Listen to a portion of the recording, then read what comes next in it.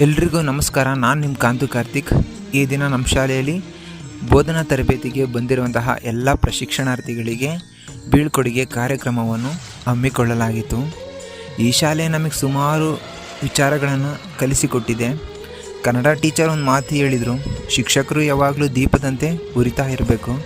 ಅಂದರೆ ದೀಪ ಯಾವಾಗಲೂ ಎಣ್ಣೆಯ ಸಹಾಯದಿಂದ ಶಕ್ತಿ ತಗೊಂಡು ಬೆಳಕು ಕೊಡ್ತಾ ಇರುತ್ತೆ. ಶಿಕ್ಷಕರು ಕೂಡ ಹಾಗೆ ಪುಸ್ತಕಗಳ ಸಹಾಯದಿಂದ ಶಕ್ತಿ ತಗೊಂಡು ವಿದ್ಯಾರ್ಥಿಗಳಿಗೆ ಜ್ಞಾನ ನೀಡಬೇಕು ಅಂತ. ಅಂದರೆ ಸದಾ ನಾವು ಕಲಿತಾ ಇರಬೇಕು, ಮತ್ತೊಬ್ಬರಿಗೂ ಕಲಿಸ್ತಾ ಇರಬೇಕು. ತರಬೇತಿ ಮುಗಿಸ್ಕೊಂಡು ನಾವು ಶಾಲೆ ಬಿಟ್ಟೋಗಿದ್ದು ವಿದ್ಯಾರ್ಥಿಗಳಿಗೆ ಬೇಜಾರಾಯಿತೋ ಇಲ್ಲ ಗೊತ್ತಿಲ್ಲ, ಆದರೆ ನಮಗೆ ಮಾತ್ರ ಸಿಕ್ಕಾಪಟ್ಟೆ ಬೇಜಾರಾಯಿತು. ವಿದ್ಯಾರ್ಥಿಗಳು ಮತ್ತು ಶಾಲಾ ಶಿಕ್ಷಕರು ನಮ್ಮ ಬಗ್ಗೆ ಅನಿಸಿಕೆ ಹೇಳಿದರು. ಅದನ್ನು ಕೇಳಿ ನಮಗೆಲ್ಲರಿಗೂ ಖುಷಿಯಾಯಿತು. ಎಲ್ಲ ವಿದ್ಯಾರ್ಥಿಗಳು ನಮಗೆ ಬಾಯಿ ಹೇಳಿ ಮತ್ತೆ ಇದೇ ಶಾಲೆಗೆ ಬನ್ನಿ ಸರ್, ಇನ್ನೊಂದ್ಸರಿ ಇಂಟರ್ನ್ಶಿಪ್ಪಿಗೆ ಅಂತ ಎಲ್ಲ ಹೇಳಿದರು. ಎಲ್ಲರ ಜೊತೆ ಊಟ ಮಾಡಿ ಕೊನೆಯ ಕ್ಷಣದಲ್ಲಿ ಗ್ರೂಪ್ ಫೋಟೋ ತೆಗೆಸ್ಕೊಂಡು ಈ ಶಾಲೆಗೆ ಬಾಯಿ ಹೇಳಿ ಮತ್ತೆ ಬರಬೇಕು ಅಂತ ಎಲ್ಲ ಮಾತಾಡಿ ಹೊರಟ್ವಿ. Thank you.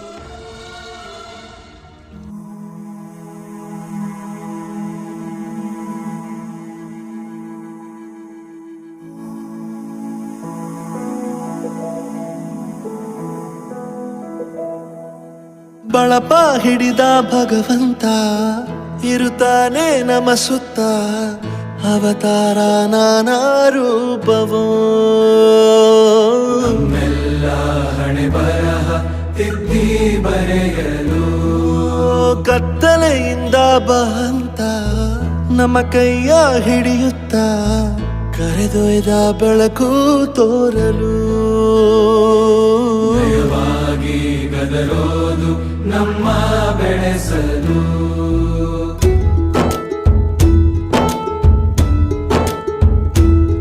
ಭಾಷೆ ಅಮೃತ ಕುಡಿಸೋ ತಾಯಾಗಿ, ಭಾಷೆ ಅಮೃತ ಕುಡಿಸೋ ತಾಯಾಗಿ, ಭವಿಷ್ಯ ಬರೆವಂತ ತಂದೆನೋ ಆಗಿ,